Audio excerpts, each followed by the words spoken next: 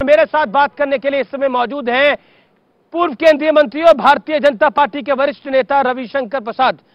रवि जी, आपका अभिनंदन है न्यूज 18 पर।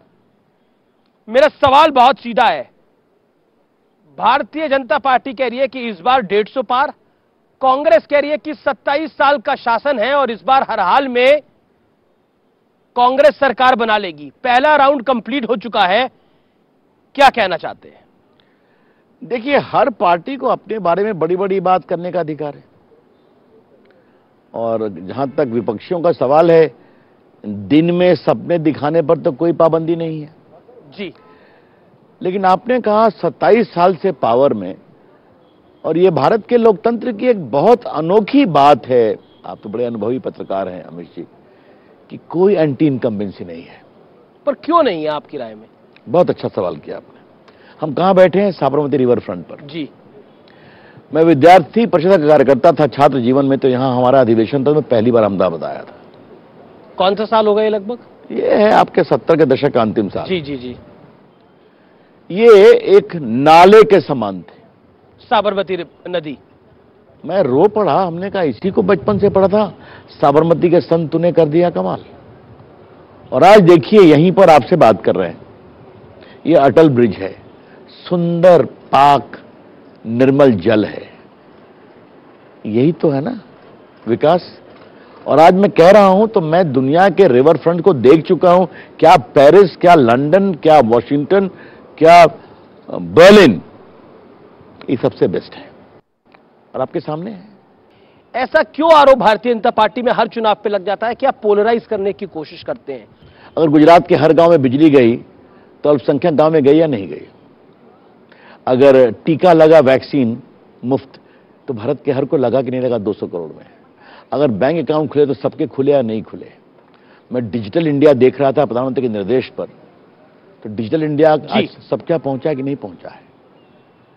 लेकिन जब देश के गृह मंत्री रेडिकलाइजेशन यूनिट बनाने की बात करते हैं, तब तक दूसरी तरफ से आरोप आता है। आपने बहुत सही कहा, मुझे इसका जवाब देने दीजिए। जी जी। और ये आपके चैनल पर इसको देना बहुत जरूरी है। रेडिकलाइजेशन कंटेनमेंट यूनिट का पीएफआई के लोग रेडिकलाइजेशन नहीं करते हैं क्या? आज इंटरनेट के माध्यम से कई भोले भाले अल्पसंख्यक समाज के बच्चों को नहीं फंसाते हैं क्या? पर चुनाव से आने पहले क्यों नहीं? मैनिफेस्टो में कहा है, बोला कि 2002 में हमने ऐसे सबक सिखाया, अब कर्फ्यू नहीं लगता। ये कर्फ्यू वाली बात क्यों याद दिलानी पड़ी? अगर विकास इतना है, काम इतना है, काम बोल रहा है तो? जवाब बहुत स्पष्ट है। एक बार अपनी टीम को कहिए कि अहमदाबाद में कितने दंगे हुए थे, याद निकाल ले। 100 के ऊपर हुए थे, याद है आपको?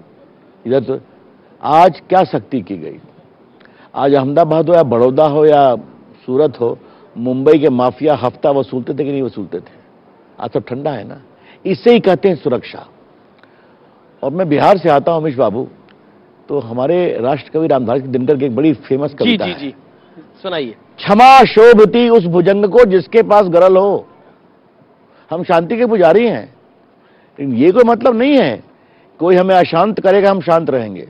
यही बालाकोट में भी दिखाया, यही उरी में भी दिखाया, यही बाकी भी दिखाएंगे। पर चुनाव में इसका मतलब क्या है? चुनाव में मतलब यह है कि कोई भी चुनाव हो, राष्ट्रीय हो या प्रादेशिक हो, जब गुजरात एक सरहद का प्रदेश है, समुंदर बगल में है, पाकिस्तान बगल में है, तो सुरक्षा भी इंपॉर्टेंट है।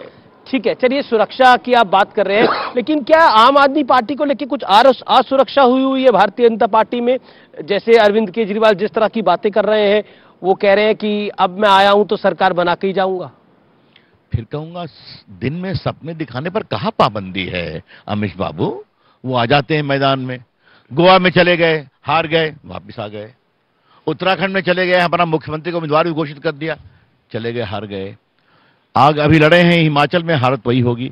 यहां भी हालत, एक आध सीट भी नहीं आएगी। दिल्ली में क्या चल रहा है आपने भी दिखाया है, शराब कांड हो या उनके बड़े ही गुणी मर्यादा युक्त जो मंत्री जेल में आचरण कर रहे हैं। मुझे कभी कभी हंसी आती है। जेल विभाग केजरीवाल के अंतर्गत है और जेल मंत्री है सत्येंद्र जैन, और 6 महीने से बंद है। आज तक आजादी के बाद ऐसा नहीं हुआ एक मंत्री इतना दिन जेल में रहे इस्तीफा नहीं दे। अब क्या कर रहे हैं केजरीवाल साहब? भगत सिंह के समान उनका तो भारत रत्न देने की बात कर रहे हैं। सुन लिया आपने? जबकि किसमें वो इन्वॉल्व हैं? मनी लॉन्ड्रिंग में, तो मामला राजदार को बचाने का है। लेकिन छोड़िए इस बात को। क्या हो रहा है पंजाब में? अलगाववाद, आतंकवाद के बिखरते हुए फैलते हुए पंख, सच्चाई है कि नहीं? लेकिन केजरीवाल कहते हैं संविधान में तो कोई ऐसी प्रणाली नहीं है जिसमें इस्तीफा देने की बात हो अगर मंत्री जेल चला जाए तो अन्ना हजारे के शिष्य काहे के लिए बने थे? नैतिकता की बात काहे के लिए करते थे?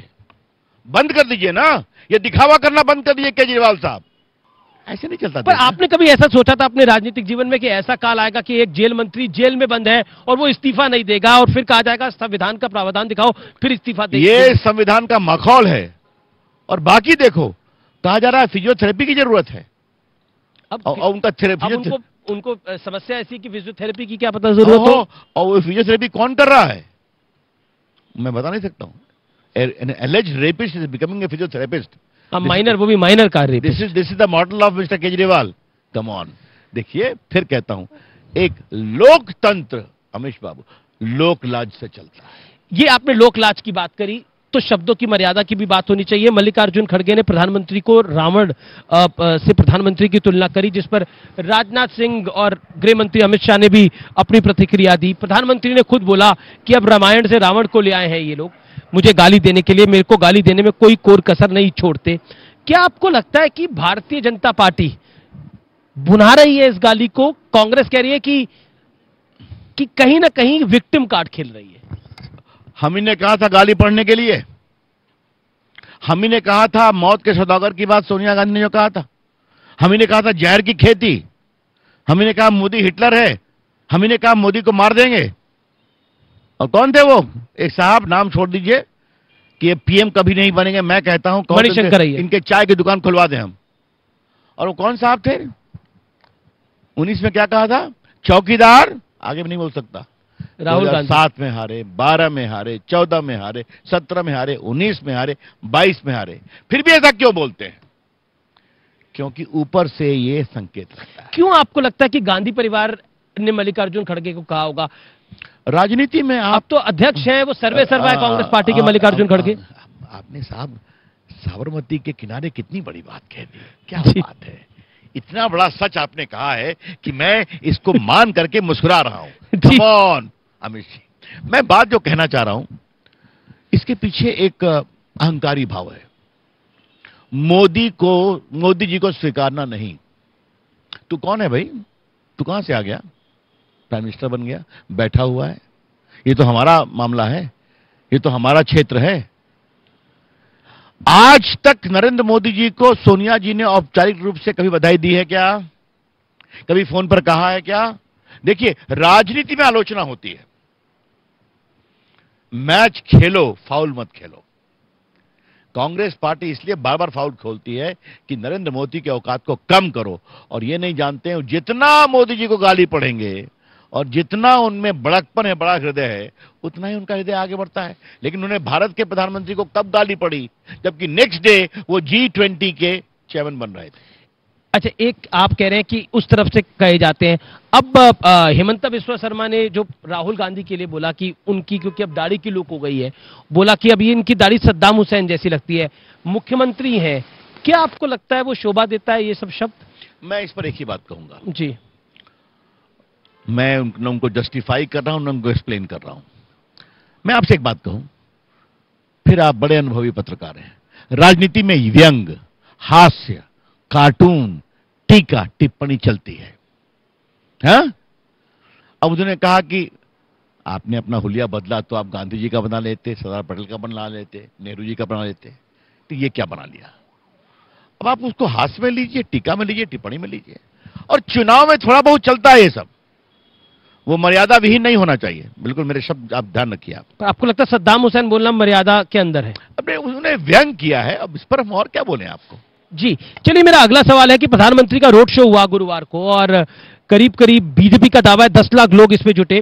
कांग्रेस पार्टी कह रही है कि ये सब कुछ दिखावा है, मेहनत इसलिए करनी पड़ रही है क्योंकि चुनाव हार रही है भारतीय जनता पार्टी, इसलिए इतनी मेहनत करनी पड़ रही है। राहुल जी तो वहां भारत जोड़ो यात्रा में मार्शल आर्ट से एनर्जी ट्रांसफर सिखा रहे हैं। आज आप मुझे बहुत हंसा रहे हैं, इस धूप में भी साबरमती किनारे मुझे हंसा रहे हैं। अरे तो हवा भी ठंडी ठंडी चल रही है थोड़ी थोड़ी। हम मेहनत कर रहे हैं। आपको रोका है क्या? खरगे साहब, आप भी निकालिए ना यहां पर, आपके लोग तो लड़ रहे हैं ना।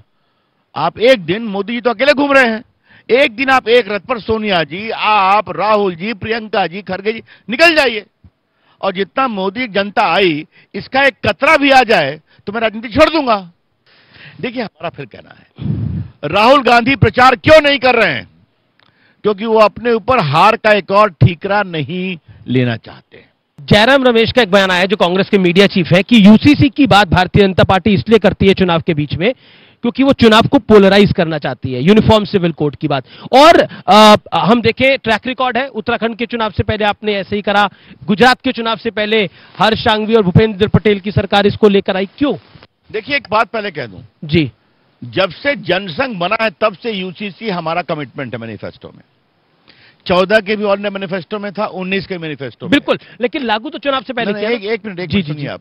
कांग्रेस पार्टी देश के किसी भी महत्व के मुद्दे पर हमेशा डबल गेम खेलती है, और यही हाल यूसीसी पर है। मैं फिर पूछ रहा हूं, जयराम रमेश, कृपया करके आप यूनिफॉर्म सिविल कोड पर अपना स्टैंड क्लियर करेंगे? अब आपसे मैं कह रहा हूं, आर्टिकल 370 गया, भव्य राम मंदिर बन रहा है, ट्रिपल तलाक खत्म हो गया, ये भी होगा। हम जो कहते हैं करके दिखाते हैं। पहला राउंड हो गया, दूसरा राउंड होगा, बीजेपी का कितना नंबर है? नंबर देखना और देना अमीश देवगुन जी का काम है। पर आपकी राय क्या है? मेरा कहना यह है, ये जीत अभूतपूर्व, ऐतिहासिक, प्रामाणिक और सबसे बड़ी जीत होगी। और मतलब आप कह रहे हैं कि ये वाली बारी 130 पार 120 पार हो जाएगा? कुछ भी हो सकता है, कुछ भी हो सकता है जी। चलिए, आने वाले दिन बताएंगे, कुछ भी हो सकता है। तो ये थे रविशंकर प्रसाद, साबरमती के रिवर फ्रंट से खासतौर पर हमारे साथ आए। बहुत बहुत शुक्रिया रवि जी, आपका हमारे से बात करने के लिए। इस न्यूज के